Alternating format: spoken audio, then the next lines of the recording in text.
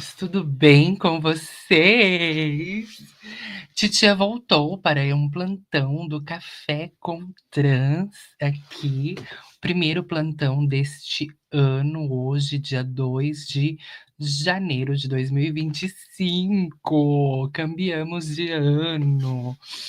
E como você já deve ter visto aí na thumbnail desse vídeo, hoje eu vou falar um pouquinho dessa minha experiência, que eu até mencionei no último vídeo, lá quando a gente estava falando dos problemas da Adidas, né, da do pessoal que estava, combinando de boicotar, fazer o boicote da Adidas.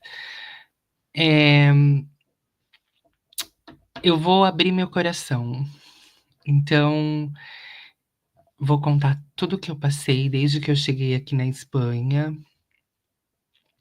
Foram vários momentos de sobe e desce, eu até postei um status no meu Instagram, né, que é aquela música Emotional Roller Coaster da Vivian Green nunca fez tanto sentido para mim, pelo menos, nesse 1 ano e meio que eu estou vivendo aqui em Espanha. Então vamos lá, antes de mais nada eu quero fazer um disclaimer aqui nesse vídeo, tá, e falar que o intuito desse vídeo aqui é única e exclusivamente apontar os meus erros enquanto, na vivência, na experiência.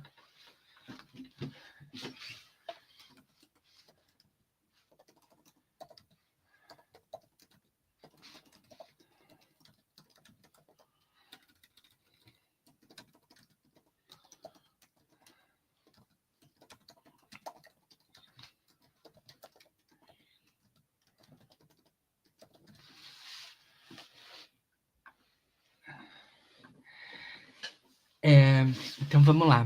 O intuito do meu vídeo, em primeiro lugar, não é desencorajar ninguém a vir para cá, para Espanha ou para qualquer outro país, né, na imigração, fazer a imigração, se é o seu sonho, assim como foi o meu e ainda é, né, porque eu ainda estou vivendo isso.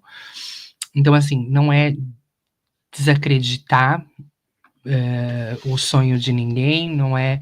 Eu apenas vou relatar aqui as minhas experiências e como foi o processo para eu chegar aqui na Espanha, tá? Por isso que esse vídeo não vai ter imagem, a gente não vai reagir a nada, isso aqui é só eu abrindo meu coração aqui para vocês e enumerando todos os erros que eu cometi nessa imigração, porque talvez se você tem um plano de imigrar também, né, você pode se prevenir, de passar por algumas coisas que eu passei. Então eu vou começar, primeiro com contando para vocês a história de como eu vim parar aqui. E aí vocês vão falar assim: "Nossa, você deve ter se programado por muitos anos, você estudou as leis, você estudou sobre a Espanha, você, sabia o que você estava fazendo, né, você deve ter se preparado para essa migração". E aí eu digo para vocês que não. Então, de novo, tá, só para reforçar, tudo que eu falar aqui são, informações com base na minha vivência, não estou recomendando ninguém a fazer o mesmo que eu fiz, mas eu vou contar para vocês qual foi a forma que eu fiz para chegar na Espanha, tá? Então, eh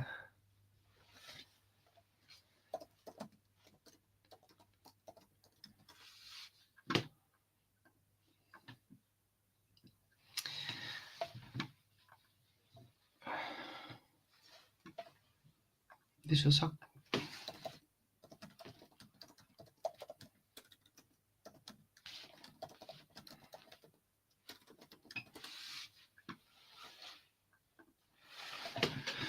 Então vamos lá.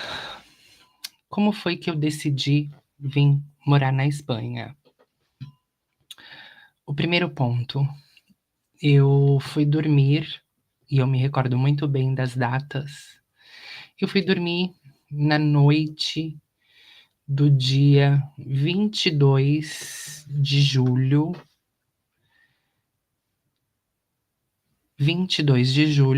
de 2023. Normal, com a minha vidinha no Brasil, eu tinha estabilidade, né? Eu tinha um cargo de gerência em uma multinacional do ramo de bebida, tinha a minha casa própria, tinha o meu carro zero na garagem. Ou seja, a minha vida estava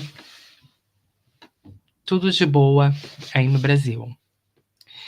E aí eu fui dormir na noite do dia 22 de julho e nessa noite eu sonhei que eu estava aqui na Espanha fazendo o indo no governo fazer algum papel do governo, indo tirar algum documento no governo, tá? Então, só para recapitular, não pensava em vir para a Espanha, não tinha planejado nada,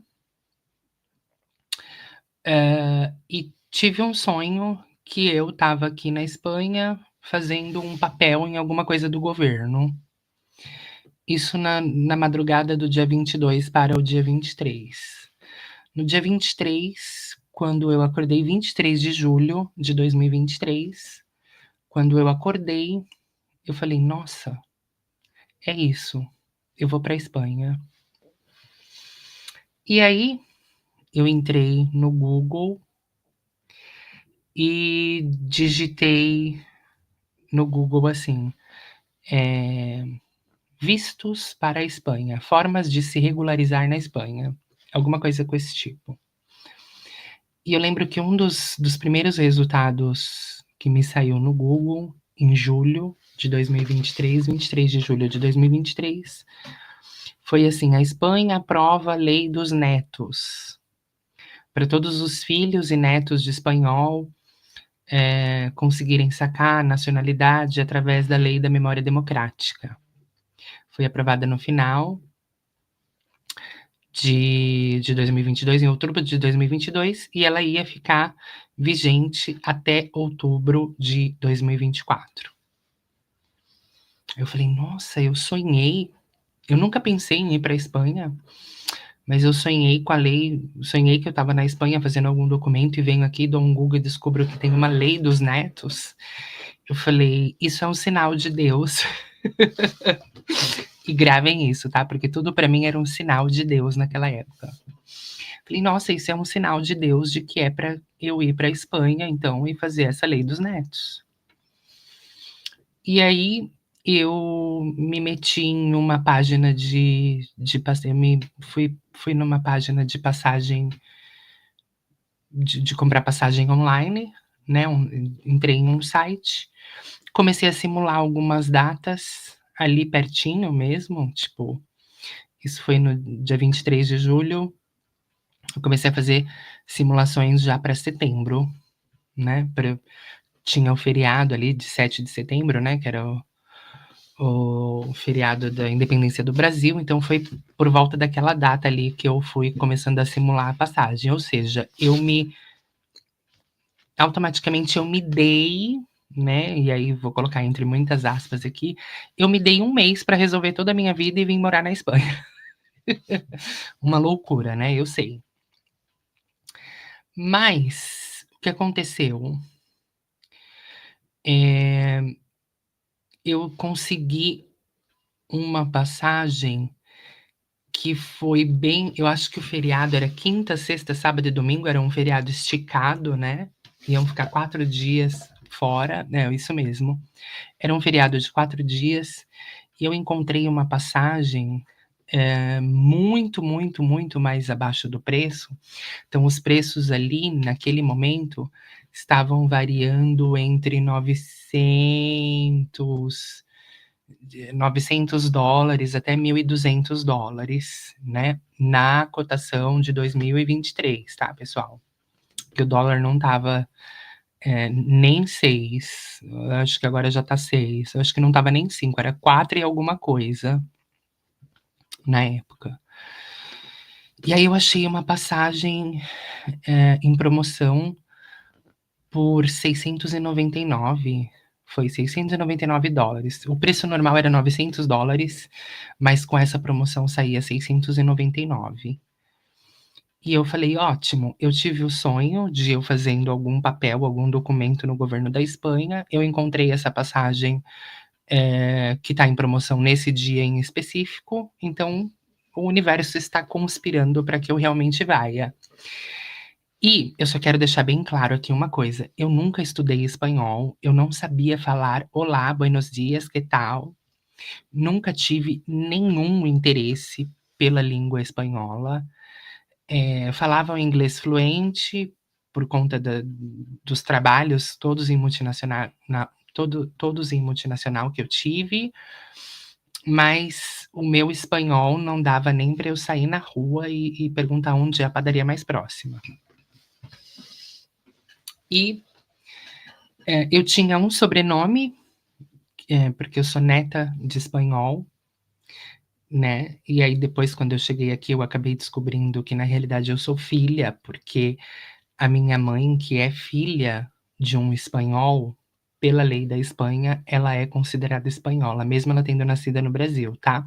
Se você tem um pai ou uma mãe espanhol e eles fazem um filho, esse filho automaticamente, mesmo que ele não nasça na Espanha, ele é espanhol.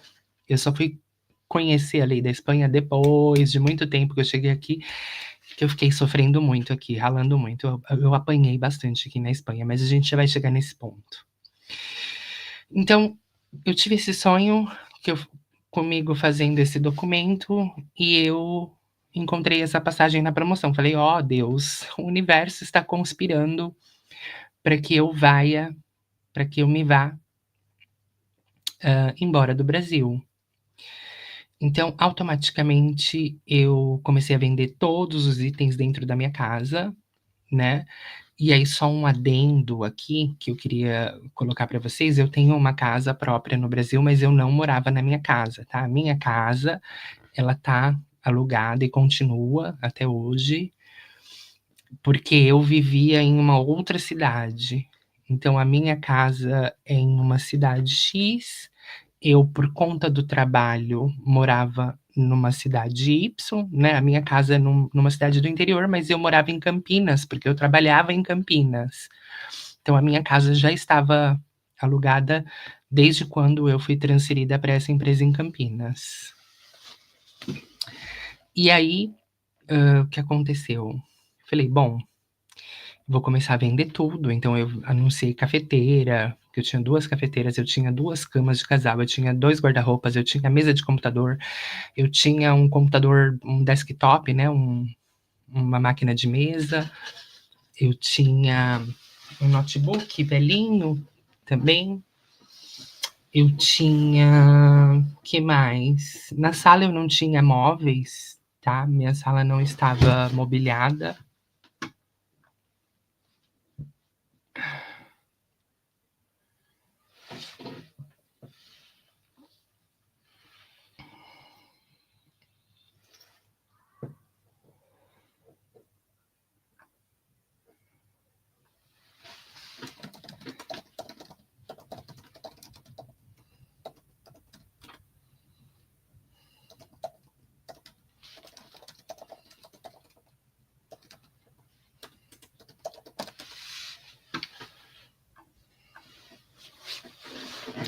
Então, eu tive basicamente um mês para dar fim em todas as minhas coisas, vender tudo.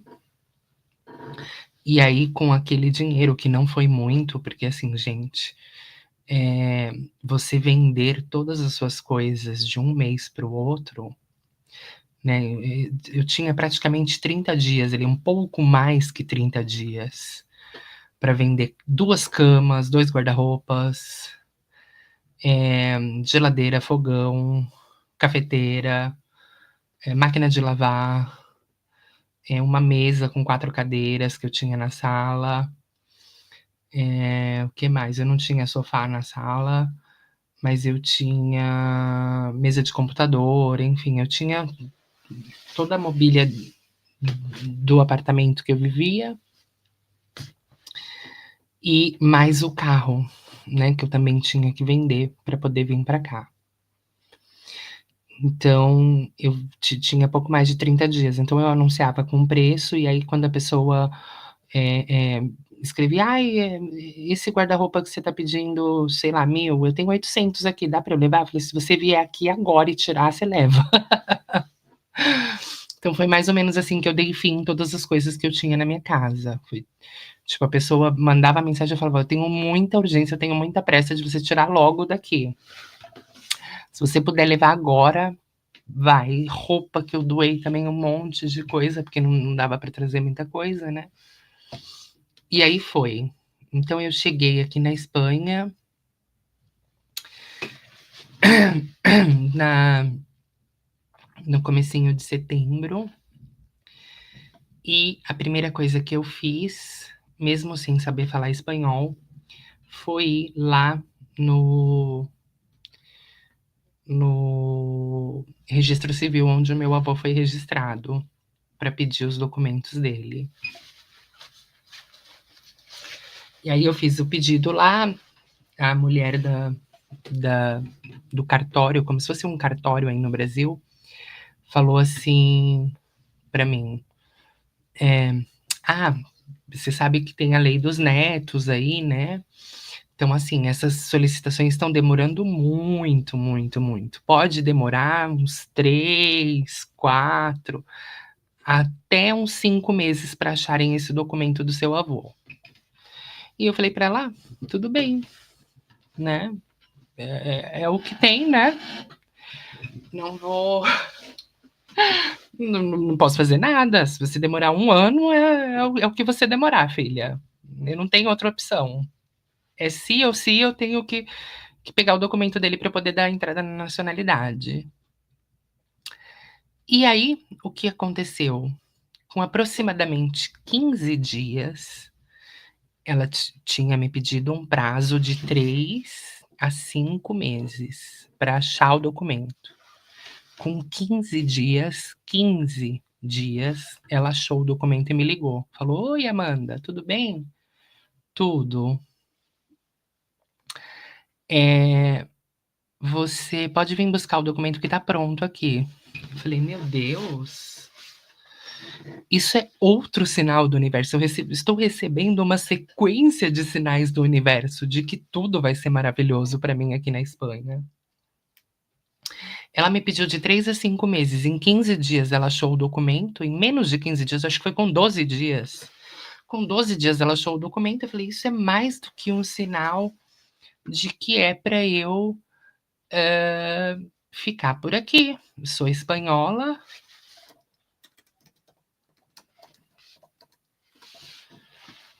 Sinal de que é para eu ficar por aqui. Todos os sinais que o universo podia me mandar, ele já enviou. Resultado, eu comecei a fazer o processo da lei da memória democrática. Tem até um vídeo aqui no canal. Eu vou deixar passando o link do vídeo aqui para quem quiser assistir como faz para tirar a cidadania se você é neta ou filha de espanhol. E aí foi que começaram os meus problemas. Porque, os primeiros meses que eu estava aqui, eu tinha muito, muito, muito medo de sair nas ruas. Isso acontecia muito comigo no Brasil também, mas aqui na Espanha ficou mais acentuado isso. Eu acho, tá, eh, modéstia à parte, eu acho que eu tenho cara de guia turística, porque as pessoas me veem na rua, não importa em que lugar do mundo eu esteja, as pessoas me veem na rua e elas vêm perguntar pra mim onde ficam as coisas. "Ai, onde que é isso? Ai, onde é o mercado? Onde é a padaria? Onde é o" Eu tinha acabado de chegar aqui na Espanha e eu descia, por exemplo, para ir no mercado comprar pão ou, enfim, fazer qualquer coisa, e as pessoas me paravam na rua e tentavam se comunicar comigo. E eu me sentia tão frustrada, porque eu não conseguia responder as pessoas, eu não entendia o que elas estavam perguntando, não conseguia falar, e aí eu tentava puxar para o inglês, falava: "Do you speak English?" E aí, só quando eu cheguei aqui na Espanha, que eu fui compreender uma coisa, o espanhol, por ser eu acredito, tá, me corrija aí se eu estiver falando alguma besteira, mas o espanhol, por ser a segunda língua mais falada do mundo, eles não se dão o trabalho de aprender a falar inglês. Porque se eles vão de lá da América do Sul, da pontinha lá do fim do mundo, Ushuaia, lá na Argentina, se eles vão lá embaixo de Ushuaia, Argentina, barrando com Chile ali, até lá em cima no México, eles vão todos esses lugares vão tudo falando espanhol. Então é uma quantidade de países que habla espanhol, que são os hispanohablantes, que eles e aqui na Espanha também tem, né, então foi daqui que saiu tudo isso. Então, assim, eles não têm a preocupação nenhuma de aprender a falar inglês, porque eles têm a língua mais falada do mundo, para que que eles vão se dar o trabalho de aprender a falar, inglês, né. Então esse fato de eu, não conseguir me comunicar, acabou gerando em mim meio que uma espécie de síndrome do pânico. Eu comecei a ficar com medo de sair na rua, porque eu não compreendia o que as pessoas falavam, e aí isso foi acarretando em eu ficar mais tempo, mais momentos trancada dentro do meu quarto. E aí eu tentava buscar empregos aqui onde eu pudesse só falar o inglês, né, apareciam algumas vagas, eu diria até que muitas vagas, principalmente na minha área, mas eles exigiam que eu tivesse algum documento daqui da Espanha. E eu começava a mostrar para eles que eu tinha um processo de cidadania que estava sendo tramitado, ou seja, eu tinha um número de protocolo, eu tinha todos os arquivos e isso tudo, mas isso para eles não quer dizer nada, né, é um processo em andamento, mas até então a gente não sabe quanto tempo vai sair, então não serve para eu te contratar com isso. E aí isso foi agravando essa minha situação de eu não conseguir falar a língua, de eu estar em um lugar longe da minha casa, sem amigos, sem família, sem uma rede de suporte, sem ninguém, tentando empregos que não me aceitavam, porque eu não tinha autorização de trabalho. E eu fiquei, assim, até mais ou menos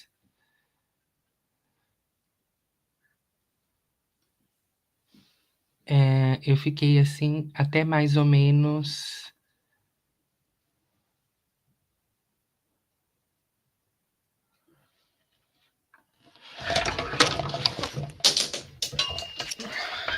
o mês de janeiro.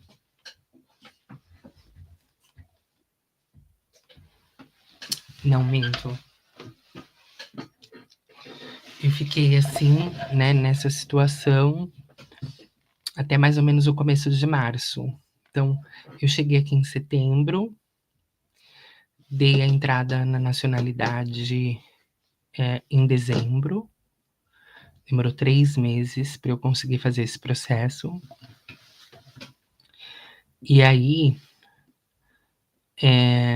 depois que eu fui percebendo, foi passando o tempo, foi passando um mês, foi passando outro, eu via que esse papel não servia para nada, eu falei: "Bom, agora eu preciso falar com um advogado para eu conseguir algum documento daqui, de alguma forma eu preciso de um documento para eu começar a trabalhar".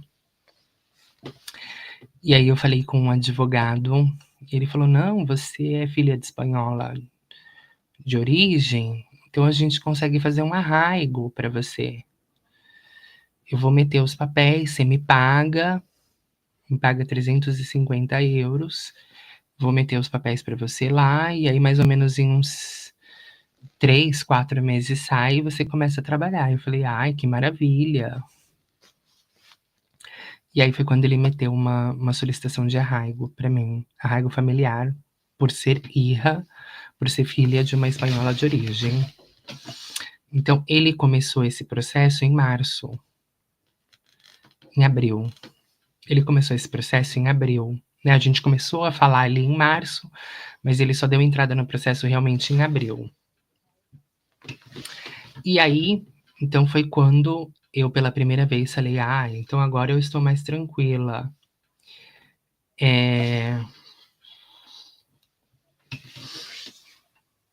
eu agora estou mais tranquila. Eu vou ter os papéis daqui a mais ou menos uns 4 meses, vou conseguir trabalhar e vai estar tudo muito certo. O que que aconteceu? Foi passando o mês. Aqui na Espanha ninguém te contrata se você tiver irregular, que é como eu estava, né? Eu estava sem um permisso de trabalho, sem, sem nada. Falei, bom, deixa eu ver como vai ser então as coisas. Resultado, quando chegou em setembro de 2024, meu processo que ele meteu em abril demorou até setembro, até dia 2 de setembro, para sair a resposta. E quando saiu a resposta, me foi denegado. Para quem não sabe, denegado é quando você faz uma solicitação para o governo e ele fala: não, você não tem direito, não, você não é bonita, não, você não é Patrícia. Então, seria como. Não sei como explicar isso num termo brasileiro. Eu acho até que denegado também tem essa palavra em português, não? Denegado em português. Foi negado, foi negado. Então, minha solicitação de arraigo foi negada. E aí, junto com o arraigo, a solicitação de arraigo que foi negada, vem uma folha da, da estrangeiria, da polícia de estrangeiria, falando assim: o seu processo não foi admitido aqui na Espanha, então não deu certo, Bi, vai, é isso, moça. Você tem 10 dias para você tem 10 dias para sair do país. Então, naquele mesmo papel que já fala que você não é mais bonita, já vem um comunicado de que você está sendo convidada a se retirar do país e da zona Schengen. Não é nem só da Espanha, tá? É da zona Schengen inteira. Você está sendo convidada a se retirar da zona Schengen. Em setembro, isso. Aí, eu lembro que nesse ponto, eu estava fazendo um processo seletivo com uma empresa do LinkedIn e eles já tinha feito todas, já tinha passado por todas as fases de todas as entrevistas, né? Já tinha feito entrevista com o RH, entrevista com o manager, entrevista com isso, e eles estavam só esperando sair esse meu papelzinho para eu poder começar lá. E aí, quando me veio o denegado, eu falei para eles: "Ai, me saiu denegado, ai, agora?". E ela falou assim: "Conversa com o seu advogado, vê em quanto tempo ele consegue reverter esse processo". Aí eu falei para ele: "Olha, eu tenho essa empresa aqui que tá me esperando, tudo. Se a gente meter um recurso, poner, como fala isso? Se a gente colocar um recurso, um recurso lá na estrangeiria dessa denegação, quanto tempo demora para sair? Ele falou, entre 2 e 3 meses. Eu falei, beleza, então acho que a gente vai ter que ir por esse caminho. Ele falou, mas tem uma coisa, para eu colocar o recurso, agora, eu cobrei já 350 € para abrir o processo para você, para eu colocar o recurso agora são mais 500 €. E aí foi a facadinha no pescoço da musa, porque eu já me saiu em setembro exatamente, ou seja, quando fez 1 ano que eu estava aqui na Espanha. E eu fiquei 1 ano aqui só vivendo vida de riquíssima europeia, gastando mercado, e saidinhas, e coquinha, e sorvete, e banana split, sorvete com banana e calda de chocolate. Eu fiquei vivendo uma vida de riquíssima, de patricíssima, sem trabalhar. E nisso meu dinheiro, minhas economias todas de 1 ano indo embora. Quando chegou em setembro, que fazia exatamente 1 ano que eu estava aqui luxando, né, tinha feito tipo 1 ano sabático. Aí eu falei pra ele assim: "Olha, eu não tenho como te pagar 500 € agora, mas se você der entrada pra mim e sair, assim que eu começar a trabalhar, a gente parcela e eu te pago isso, né, eu não vou fugir do país, não vai ter como. Não sei como funciona, se você tem como fazer uma carta, uma promessa de pagamento, alguma coisa assim". Ele falou: "Não, eu só trabalho com pagamento à vista". E aí eu comecei a chorar, chorar, chorar, fiquei desesperada. Falei: "Meu Deus, eu vou em alguma instituição LGBT procurar um auxílio, algum advogado tem que me ajudar com isso, não é possível". Aí foi quando eu comecei a frequentar o CEAR, que é aquele Centro de Apoio ao Refugiado. Eu acho que é isso, Centro Especializado em Apoio ao Refugiado, é isso mesmo, CEAR. Fui lá na célula que só cuida de LGBTs, foi lá que eu conheci todo aquele time de um monte de gays, tem 2 trans, tem uma trans da Rússia e uma da América do Sul, da Colômbia, Venezuela, se eu não me engano. Tem algumas meninas lésbicas. Eu vou deixar passando aqui uma foto do CEAR, que a gente faz encontros lá 1 vez por mês. E aí, lá no CEAR, eu conversei com um advogado, que é um advogado gratuito, que dá suporte gratuito, e aí eu expliquei toda a minha situação para ele, falei: "Olha, eu sou neta de espanhola, na realidade filha, né, minha mãe é espanhola de origem, não é não é espanhola de origem, é originalmente espanhola, ou seja, por sangue, né, filha de um espanhol de origem. E aí, eu tô aguardando o meu processo de cidadania, mas em paralelo a isso, eu precisava começar a trabalhar aqui, porque já tá acabando meu dinheiro. E aí eu meti um processo de arraigo na estrangeiria, demorou muitos meses, acho que ficou quase 7 meses, né, de abril até setembro, abril, maio, junho, julho, agosto, setembro. 5 meses. Fiquei 5 meses esperando, bibibobobó, e aí agora me foi denegado, então eu preciso de um auxílio para abrir o recurso. Meu advogado cobrou 500 €, é muito caro, eu não tenho esse dinheiro agora. Aí o advogado do CEAR, que é um advogado que dá todas as instruções gratuitamente, falou assim para mim: "Primeiro, vamos lá, calma, não se desespere, tum, tum, tum, tum, tum. Não fique ansiosa, não tenha crise de ansiedade, porque o mais importante é essa carta de expulsão que vem aí da Espanha, do governo da Espanha para você, isso é uma mensagem padrão, eles enviam para todo mundo que entrou com algum processo de arraigo e que no final deu denegado. Então você não precisa se preocupar com isso, porque ninguém é expulsa da Espanha por essa carta".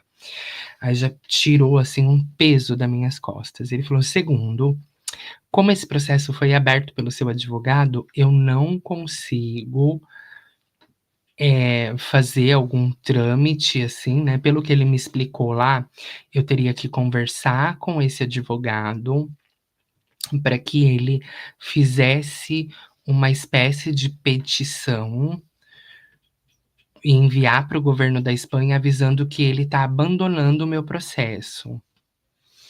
E que esse trâmite também seria cobrado, para só então, depois que o meu processo tivesse sem um advogado, alguma coisa assim, esse advogado do CEAR metesse uma petição lá no governo e falasse: "A partir de agora eu represento ela". Mas, o que acontece? Esse trâmite, esse processo de um advogado abandonar um processo. Nossa, tá um barulho da máquina, acho que o vizinho de cima tá lavando roupa, agora 10 horas da noite, mas enfim, perdão. Vamos lá, esse processo de um advogado abandonar um processo para o outro assumir, normalmente demora mais de 30 dias, ia passar o prazo que eu tinha para fazer o recurso. Então, ou seja, ia acabar que eu não ia conseguir reaproveitar esse processo que a gente fez. Ele falou: "O que a gente precisa aqui nesse caso, então, é apresentar algum documento de identificação, da sua mãe que seja emitida pelo governo da Espanha". E é aí que estava os R$ 100 da história, porque eu não falo com a minha mãe já tem mais de 20 anos, eu acho, eu não sei, tem muitos anos, enfim. Eu não ia conseguir pedir uma cópia de algum documento dela. Então, ele pegou e falou assim: "Se você conseguir isso, a gente reapresenta o seu processo, espera mais ou menos 5 meses, e aí você vai conseguir essa tarjeta", né. Isso foi a gente conversando já quase em outubro. Aí ele falou: "Ó, se eu meter o processo no final de outubro, até você conseguir esse papel, né, vai ser, vamos calcular que vai ser novembro. Novembro, dezembro, janeiro, fevereiro, março, vão ser 5 meses. A sua nacionalidade com certeza sai antes disso, sai antes de março. Então se agora em dezembro fez 1 ano, né, mais tardar janeiro, fevereiro, você já tá com a sua nacionalidade aí". Falei: "Então", ele falou: "Eu aconselharia você a esperar, porque se ou se, né, vai fazer 1 ano já da sua nacionalidade, pode ser que tenha algum atrasinho ali, então mais tardar no final de janeiro sai". Ao meu ver, não compensa você fazer outro processo de arraigo, o mais fácil é você realmente esperar a sua cidadania.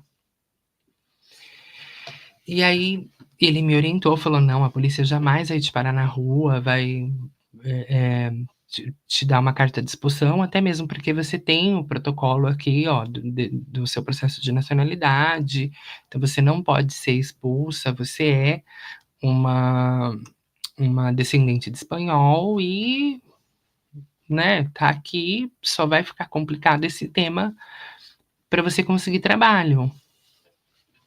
E aí eu falei: "Ah, então, né, é o que é o que é, né".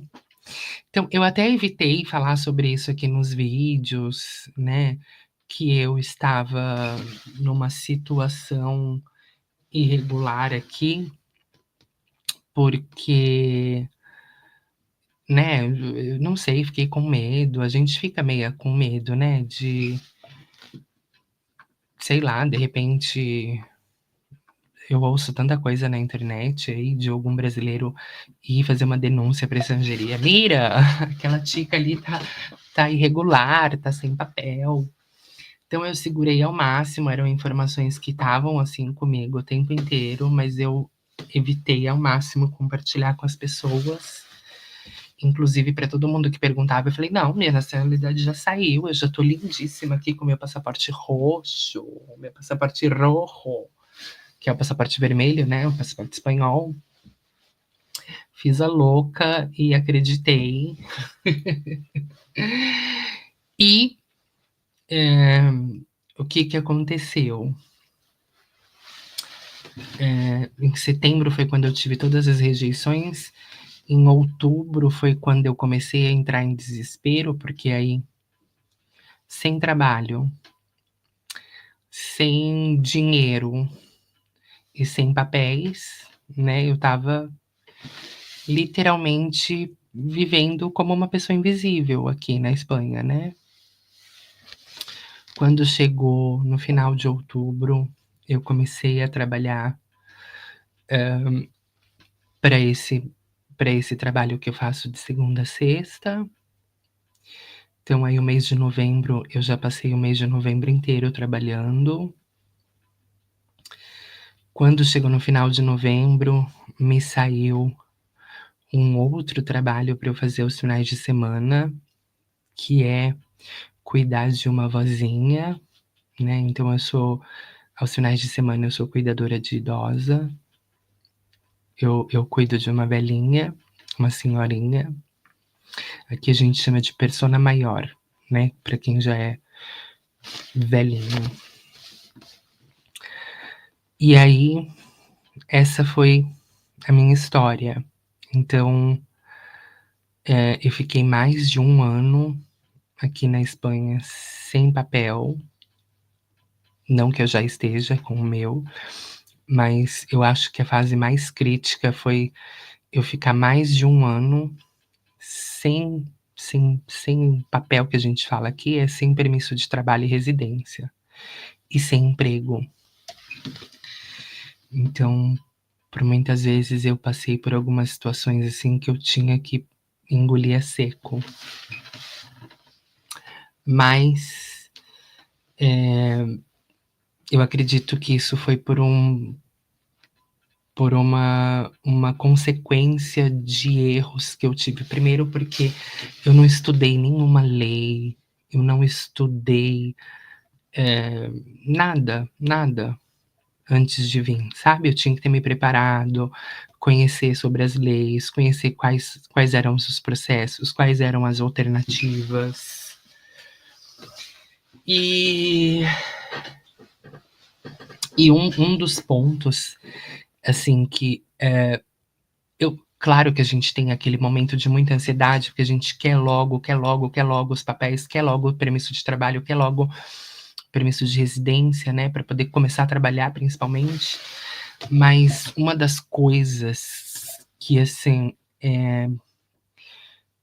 no fundo, no fundo, no fundo, eu não fiquei 100% desesperada, porque a minha casinha no Brasil estava garantida.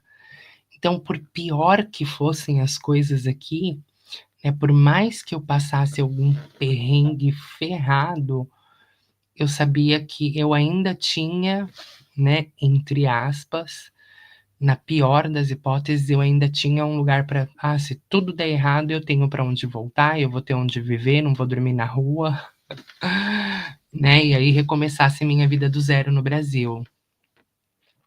Mas eu acho que ficou, bastante,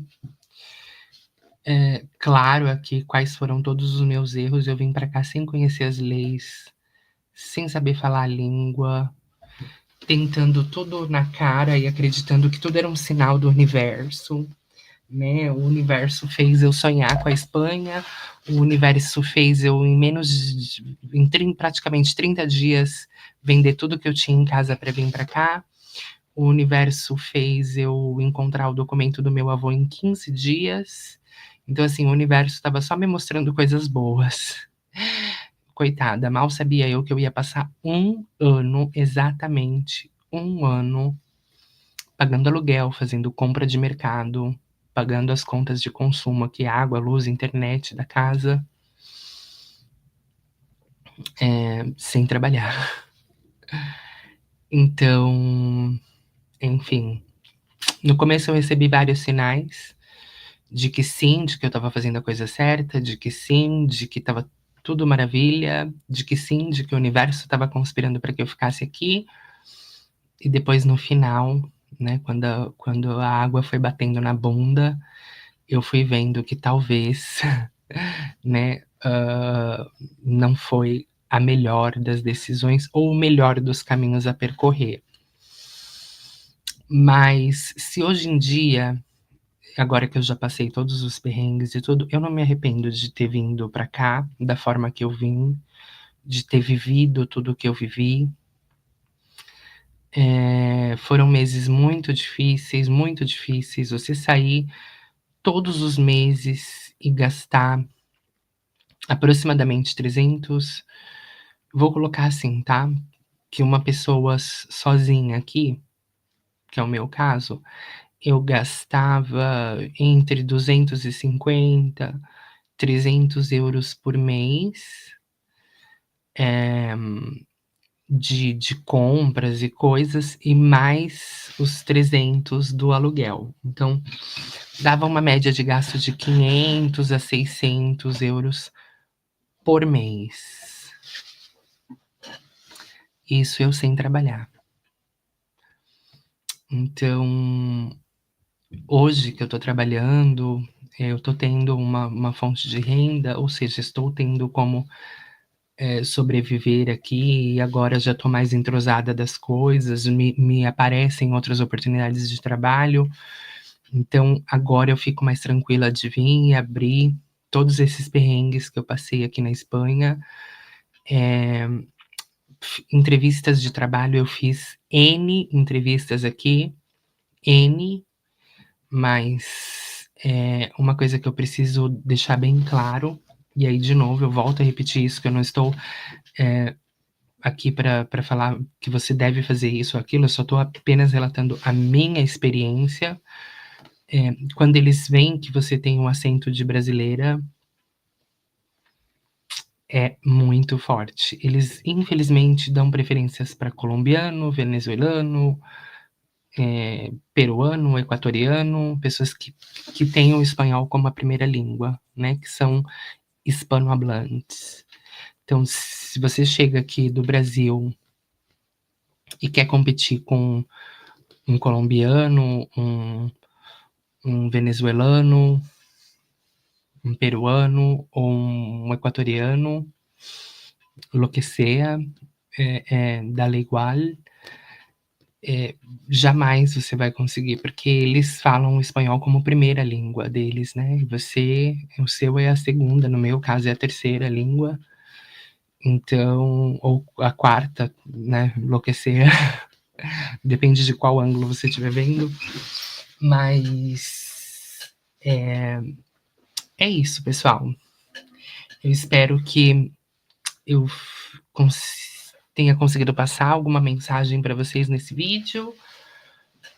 Eu sei que ficou um pouquinho grande demais, mas se você assistiu até aqui, eu queria que você deixasse um comentário aqui embaixo. Escreve nacionalidade para mim.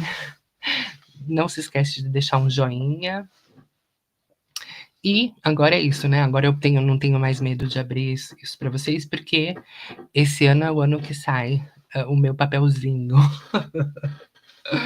E é isso, um beijo. Espero que a gente se veja o mais breve possível. Até mais. Beijo. Tchau, tchau.